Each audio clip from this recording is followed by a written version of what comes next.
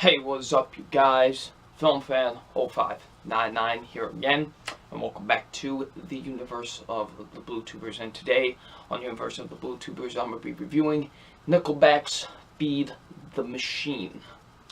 So Nickelback's Feed the Machine is a 2017 released album, and it's the 9th studio album from the so-called punching bags of rock music, Nickelback. And that's exactly what these guys are. They are the self-proclaimed punching bags of rock music because everybody hates them. They are the world's most hated rock band. And I don't mind them as much as other people. I mean, yeah, sure, most of their music really isn't that great. But they do have some good material. There are some really good songs, in my opinion, that I do quite enjoy.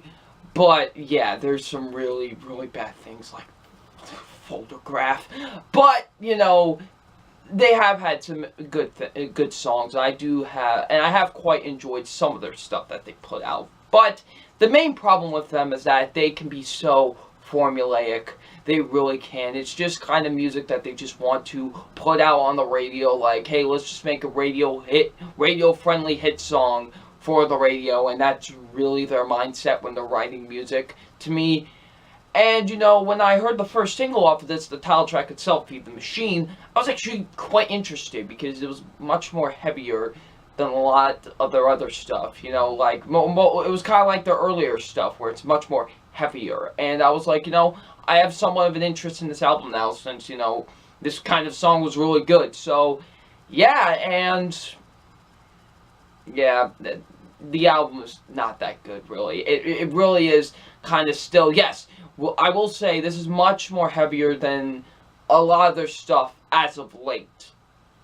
But that still doesn't mean it's good. It still falls into the kind of that trap of just kind of being really formulaic and just trying to get some hits on the radio. That's what I really feel like with this album. It's just a really formulaic and generic album. That's what I feel with this album and with most Nickelback albums. They're just kind of formulaic, generic, and just want to be played on the radio.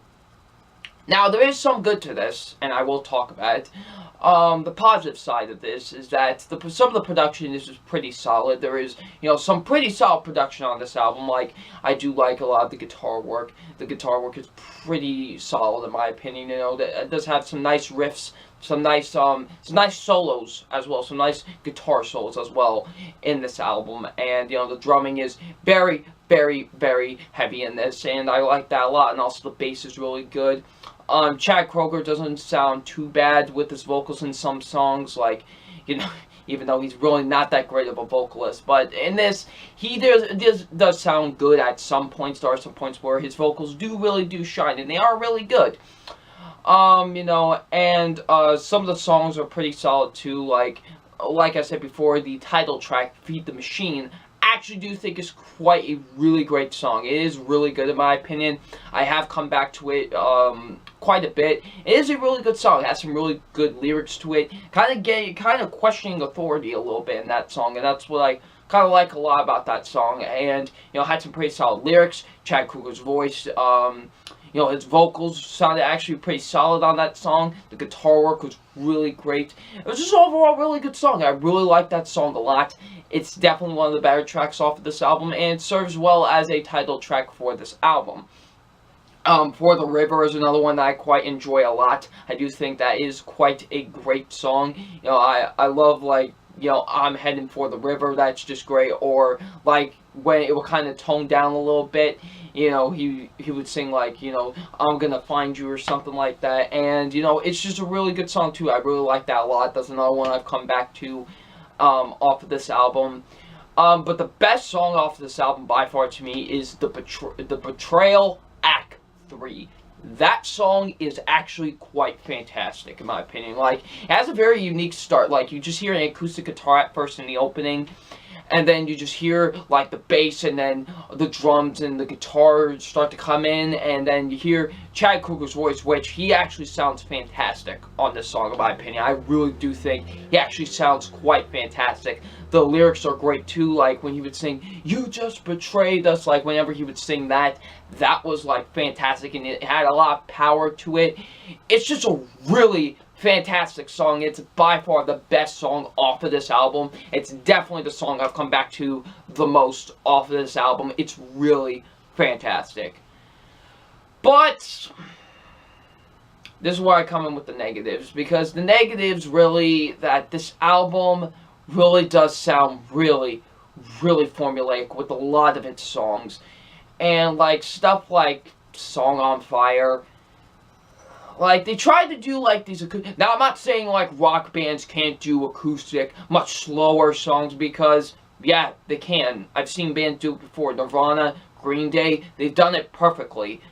It's just it doesn't work here at all. Like, it just sounds like they're just trying way too hard to be moody and soft. They are just trying way too hard with these songs. With songs like I just said, Song on Fire, which that song is supposed to be about him trying to get over Avril Lavigne, his ex-wife, and it's okay. Like, it's very boring to listen to, honestly, the song.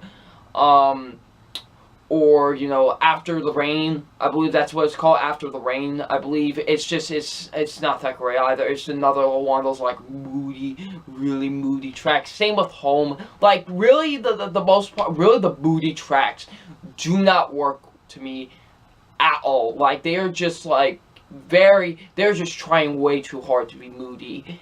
And it just doesn't work to me. It sounds so formulaic. The lyrics are so generic. And Chad Kroeger just sounds really, really bad on those songs to me. Corn for the Farm Field, I believe that's what the song is called. That one is just kind of a boring track, really. Like, the guitar work is not interesting on that song. The lyrics are kind of just alright. Chad Kroeger doesn't really sound too great on that song as well. Yeah, just that's another one. And Must Be Nice. Now, because with this song, it's very weird with this song to me, Must Be Nice, because this song has fantastic guitar work. Chad Kroeger actually sounds really great on this song, but what really keeps me from making this one of my favorites off of the album is the dang lyrics. The dang lyrics are awful to this. He tries to, like, rhyme with, like, nursery rhymes and all that, like one fish, two fish, and, like, Jack fell off with a broken neck or something like that. Like, it just sounds really terrible. Like, it really does. Like, the lyrics are so bad to that song. And that's what really keeps me from keeping it from being one of my favorites. But also what keeps it from being one of my least favorites as well is because at least the guitar work sounds really great. Actually, Chad Kroeger's vocals actually sound pretty great on that song. So that's what keeps it from being one of my least favorites as well. So I'm very, very mixed on that song. I'm very, very mixed on that song. And yeah, overall, I do think Nickelback's Feed the Machine is just kind of a testament to, like it's just the same old Nickelback shtick. It's just, let's write some songs to kind of get on the radio. That's what it seems like to me. But I will condemn them for trying to go with a much more heavier direction, trying to sound like their earlier stuff. But man, it still just doesn't work here, and it's still not a good album.